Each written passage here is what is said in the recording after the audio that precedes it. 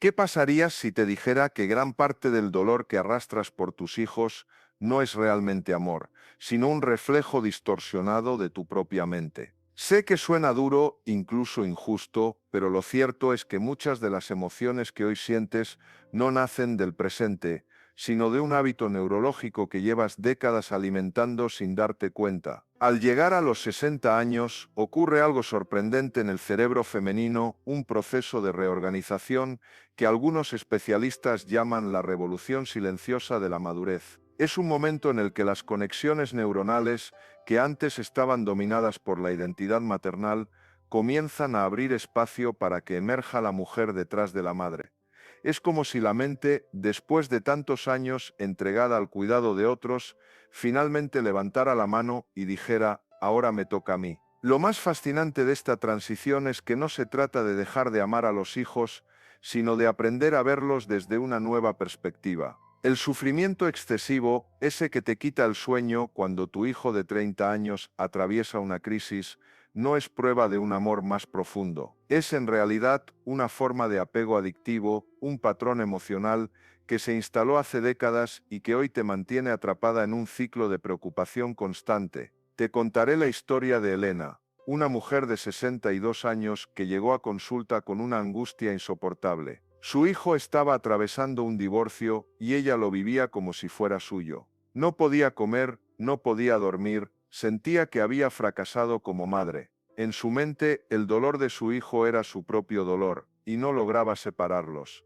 Cuando le explicaron que su cerebro estaba confundiendo identidades, algo dentro de ella se quebró y al mismo tiempo se iluminó. Comprendió que no estaba amando de más, sino que estaba viviendo a través de la vida de su hijo. Esa revelación fue el inicio de un cambio profundo, dejar de cargar con problemas ajenos para comenzar a preguntarse quién era ella más allá del rol maternal. Aquí está la clave: el sufrimiento crónico por los hijos adultos no es amor, es una forma de resistencia al crecimiento personal. Es más sencillo seguir pendiente de los problemas de los demás que enfrentarse a la pregunta más incómoda de todas: ¿quién soy yo ahora que mis hijos ya no me necesitan como antes? Las mujeres que se atreven a mirarse de frente descubren algo maravilloso dentro de sí mismas. Siempre estuvo la mujer completa, con sueños, talentos y deseos que habían quedado en pausa durante décadas. Y ese redescubrimiento no solo libera a la madre, sino también a los hijos, porque por primera vez les permite crecer sin la sombra constante de la sobreprotección. Carmen tenía 60 años y vivía convencida de que sin ella, su hijo de 40 no podría sobrevivir. Aunque era un adulto hecho y derecho, ella seguía pagando su renta, preparándole la comida y encargándose de su ropa. En su mente se repetía una frase que justificaba todo: él no puede valerse por sí mismo, yo debo ayudarlo. Pero lo que nadie le había dicho, y que ella misma nunca se había atrevido a reconocer, era que esa ayuda no era realmente altruista. Era una necesidad oculta, una adicción disfrazada de amor. Cada vez que resolvía un problema de su hijo, su cerebro liberaba una descarga de dopamina, ese químico del placer que también aparece en una victoria, en una compra impulsiva o en una apuesta. Su ser necesaria se había convertido en un mecanismo de recompensa.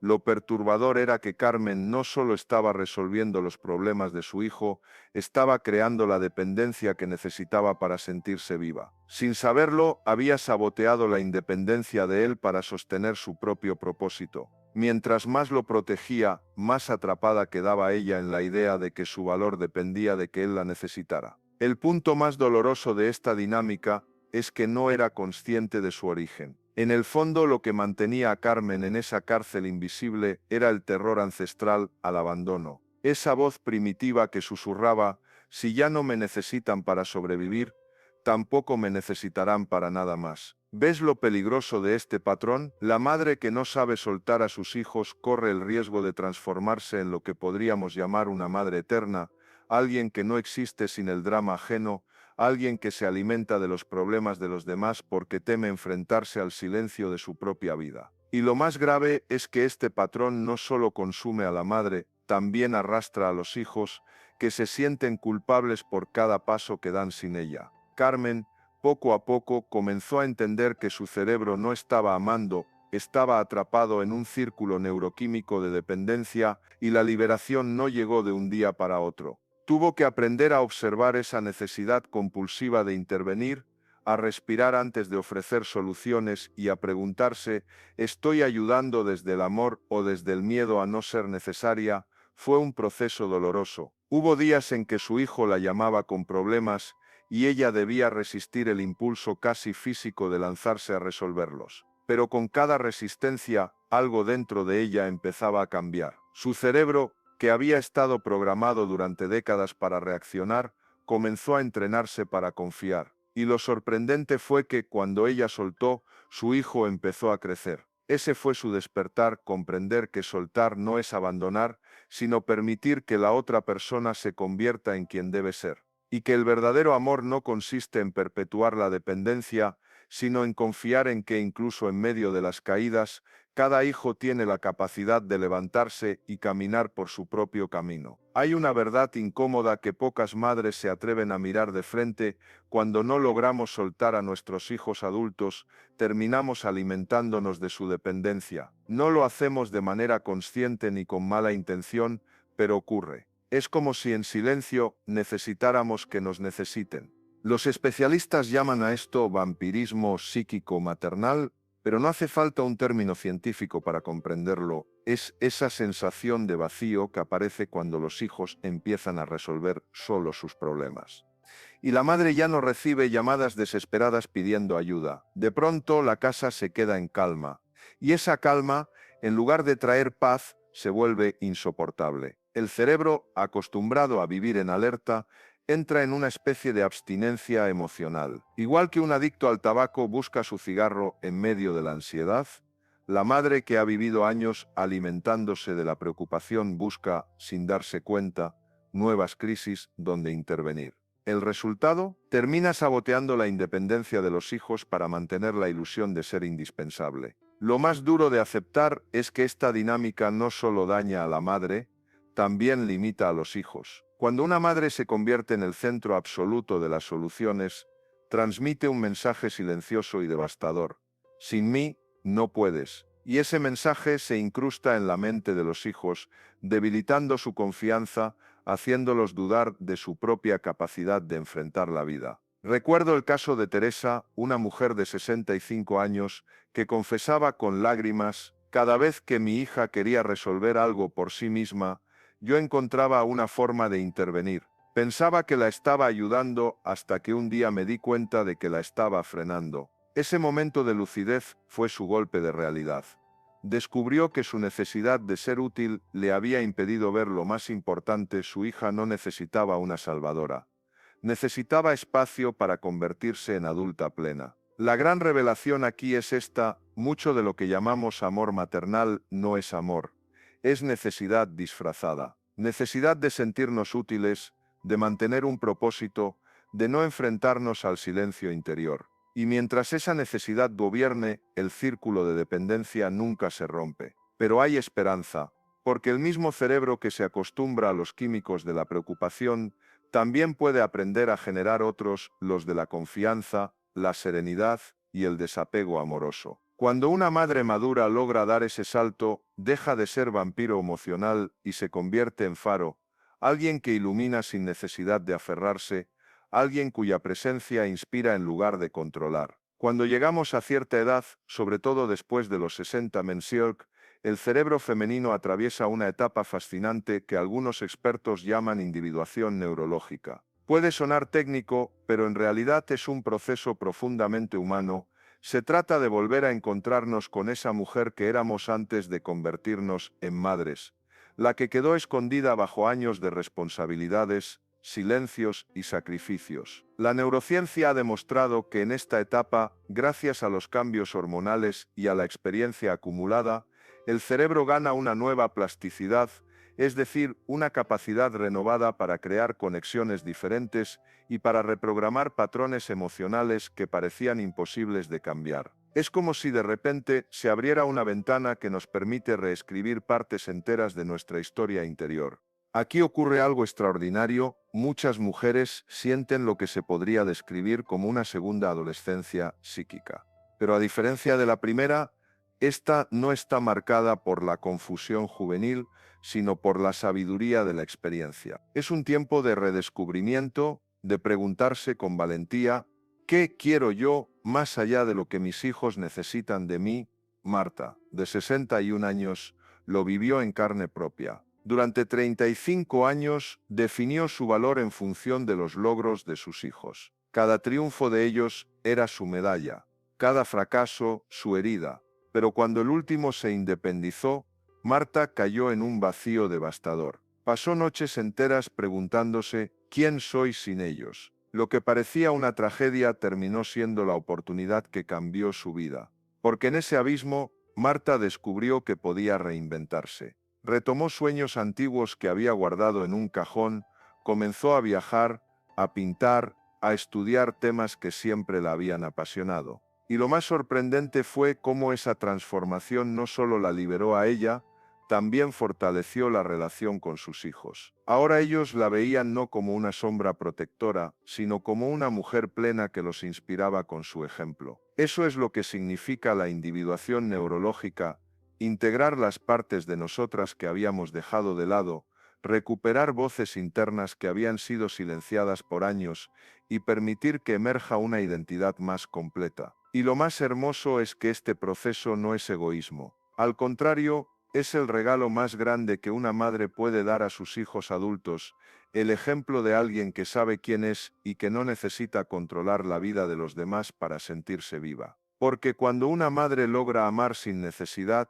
los hijos respiran. Saben que no están bajo una mirada que los juzga o los encadena, sino frente a alguien que confía en ellos. Y esa confianza se convierte en la mayor herencia emocional que se puede dejar. En el camino de redescubrirnos, tarde o temprano aparece lo que podríamos llamar la sombra maternal, ese conjunto de sueños abandonados, deseos silenciados y partes de nuestra personalidad que quedaron guardadas en un rincón oscuro porque no encajaban con la imagen de buena madre que intentamos sostener durante décadas. Cuando criamos, muchas veces sacrificamos partes vitales de nosotras mismas: la mujer que quería estudiar otra carrera, la que soñaba con escribir un libro, la que amaba bailar, viajar, crear, emprender. Todo eso quedó en pausa mientras la prioridad absoluta eran los hijos. Y aunque ese sacrificio puede haber nacido del amor, también dejó heridas invisibles. Mirar esa sombra no es sencillo.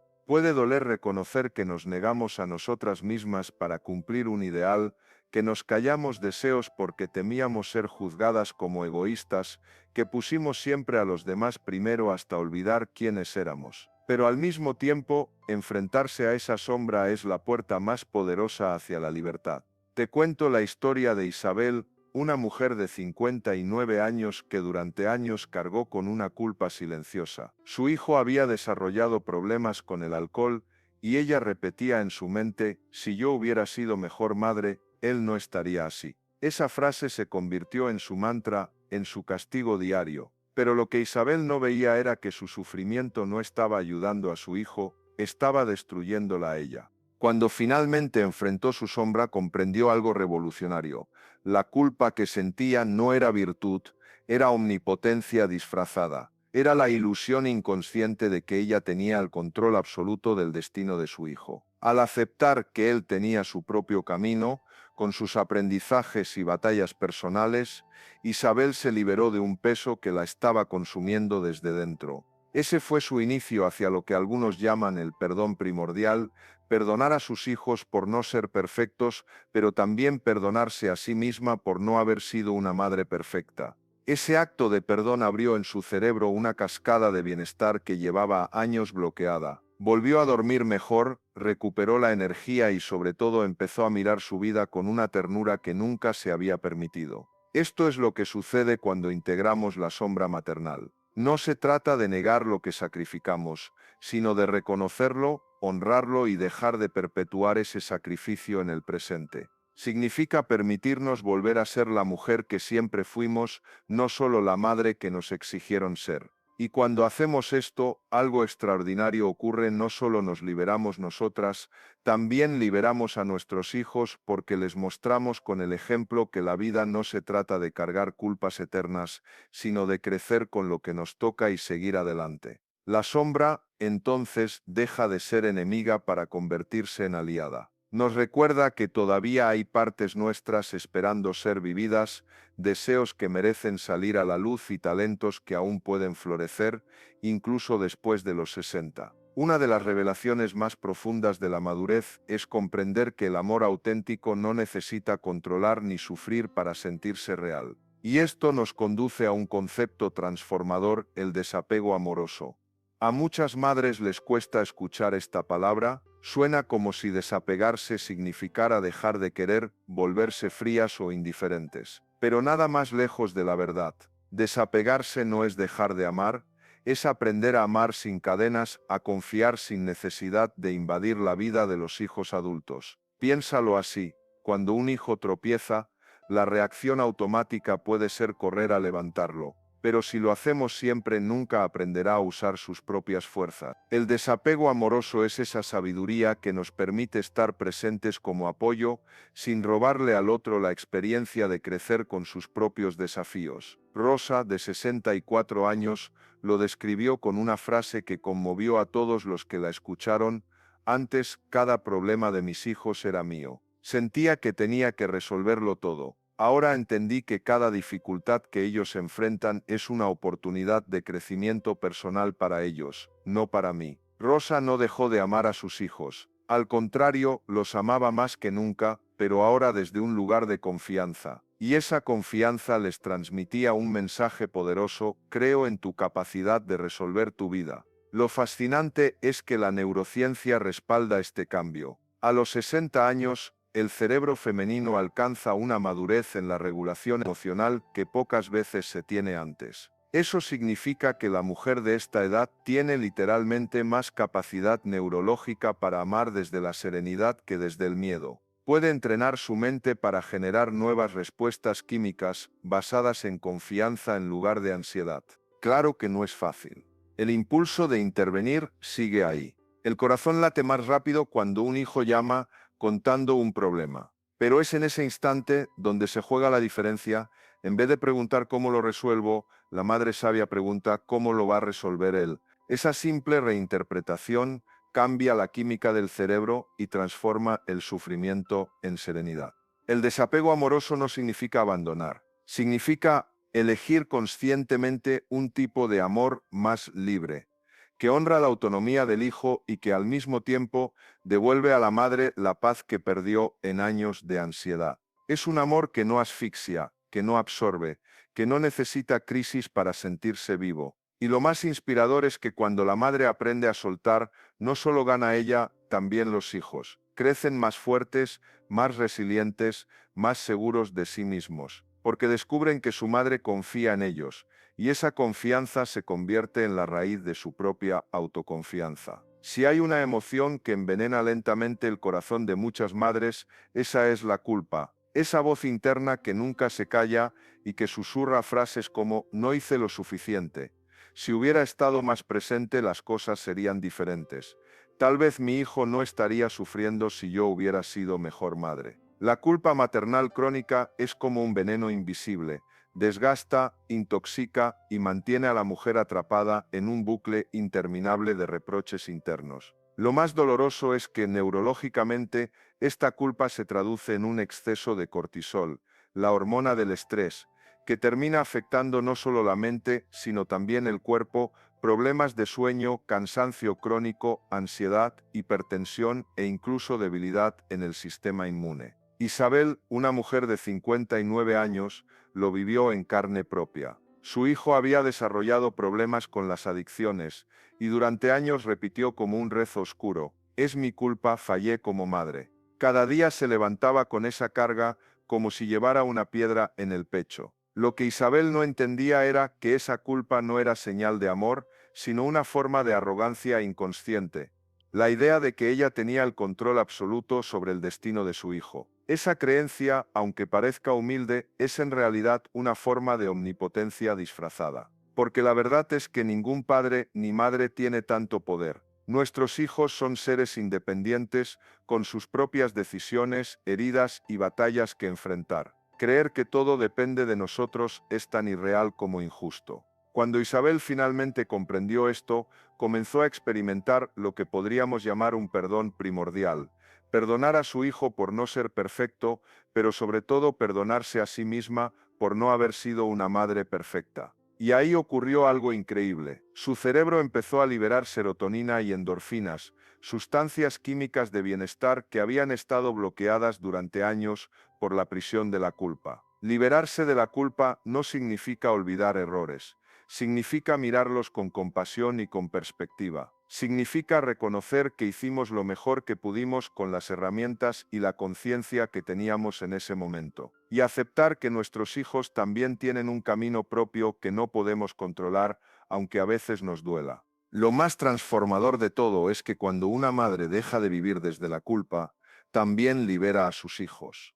Porque la culpa no solo intoxica a quien la siente, también proyecta cadenas invisibles sobre los demás. Muchos hijos cargan con la presión de hacer feliz a sus madres, como si su misión fuera compensar todo lo que ellas sacrificaron. Y eso es una carga demasiado pesada para cualquiera. Por eso, soltar la culpa es un acto de amor doble hacia nosotras mismas y hacia los hijos. Es el inicio de una relación más sana, más real y más libre. La ansiedad es una de las emociones más comunes en la maternidad madura, pero también una de las más traicioneras, porque a menudo se disfraza de amor. Una madre ansiosa piensa, me preocupo tanto por mis hijos porque los amo. Pero lo que en verdad ocurre es distinto. El cerebro interpreta la independencia de los hijos como una amenaza de supervivencia, activando sistemas de alarma que ya no corresponden a la realidad actual. En otras palabras, la ansiedad maternal es como una alarma de incendio que suena sin fuego, una reacción exagerada que desgasta tanto a la madre como a los hijos.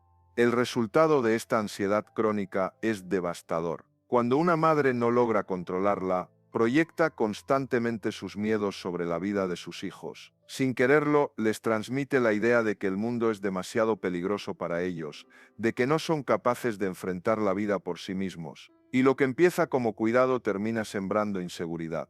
Te cuento el caso de Luisa, de 63 años. Ella confesaba, antes, cada vez que sonaba el teléfono y era alguno de mis hijos, mi corazón se aceleraba. Pensaba, ¿qué problema tendré que resolver ahora? Vivía en alerta permanente como si la vida de ellos fuera un campo de batalla donde yo debía ser soldado. Con el tiempo, Luisa entendió que su ansiedad no estaba ayudando, sino limitando. Y comenzó un cambio profundo, dejó de interpretar cada llamada como una emergencia y empezó a verla como una oportunidad. En lugar de pensar, mi hijo tiene un problema, debo intervenir, aprendió a preguntarse, mi hijo tiene un desafío, ¿qué está aprendiendo de esto? Ese simple cambio de perspectiva modificó su respuesta emocional y con ella la dinámica con sus hijos. La neurociencia lo confirma: cuando cambiamos la interpretación de los hechos, cambia también la química de nuestro cerebro. Pasamos de la descarga de cortisol, la hormona del estrés, a la activación de circuitos de serenidad y confianza.